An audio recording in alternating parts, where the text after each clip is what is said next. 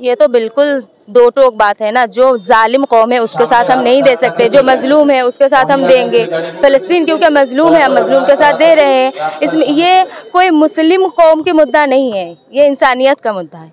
जो भी इंसानियत के साथ है उसे फ़लस्तीन के साथ ज़रूर देना चाहिए। इसराइल को आप 1948 से पहले का नक्शा अगर देखें फ़लस्तीन का, इसराइल का कोई वजूद नहीं था।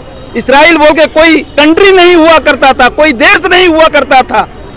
फ़िलिस्तीनियों के हकूक को छीना जा रहा है, उनके मुल्क पर कब्जा किया जा रहा है।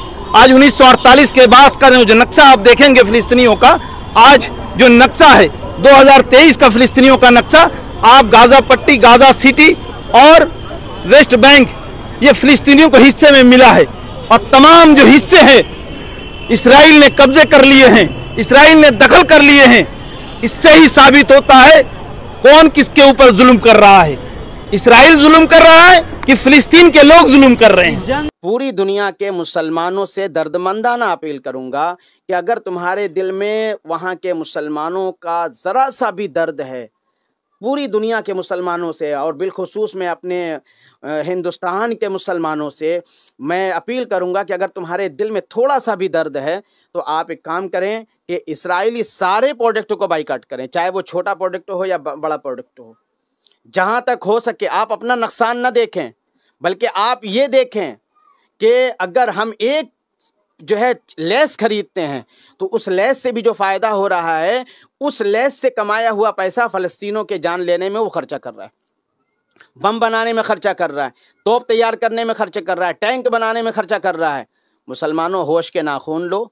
और मैं सारे लोगों से ये कहता हूं कि इसराइली जितने प्रोडक्ट हैं सबका बाइकाट किया जाए। अगल बगल में सारे हम खड़े हैं, लेकिन हम इंसानियत को कुचलना नहीं चाहते, इंसानों को मिटाना नहीं चाहते, वरना हम अपने बॉर्डर से एक पत्थर फेंकेंगे तो मैं तो चाह रहा हूं कि अडानी का जहाज चलिए इसी वक्त काम आ जाए।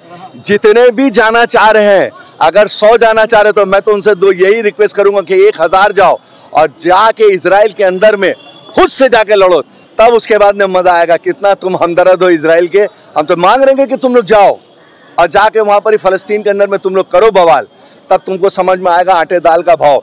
यहाँ घर के अंदर में घोपे में घुस के यहाँ पर बड़ी बड़ी बोली बोलने से जो है ना, देश के अंदर में कुछ होगा नहीं। अगर से कलेजा है तो जाके दिखाओ। मैं तो अडानी जी को बहुत रिक्वेस्ट करूंगा, खोल के दरवाजा खोल के बैठा दीजिए, जितने अंधभक्त आइए जहाज में बैठिए, चलिए इजराइल लड़ने के लिए जाइए। देखें किसके माँ ने कितना दूध पिलाया, जाके इजराइल का साथ दे और फलस्तीन से लड़े। भी मिट जाएगा ना, इस्लाम मिटा था ना मुसलमान मिटा है। क्या बात करते हैं आप, क्या बात करते? सुनिए 11-12 लाख का आबादी है, सिर्फ कलकत्ता का मुसलमान पहुंच जाए ना, जो तोप छोड़ रहा ना, तो तोप छोड़ने का हाथ भी नहीं रहेगा, समझ रहे ना। तो हमारा जो आंदोलन का ताकत को कमजोर मत समझिए। आंदोलन करते करते ना इंसान कहाँ से कहाँ पहुंच जाता है।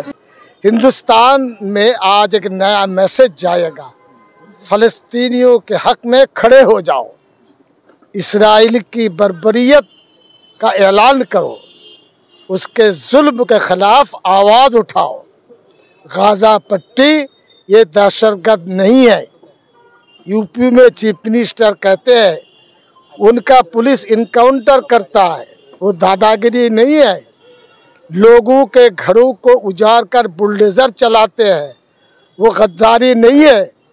इसी तरीके पर आदिवासी लड़कियों को का इज्तिमाई रेप करके जलाया जाता है, ये दहशतगर्द नहीं है। उनको सिर्फ दहशतगर्द देख रहा है तो वो गाज़ा वालों को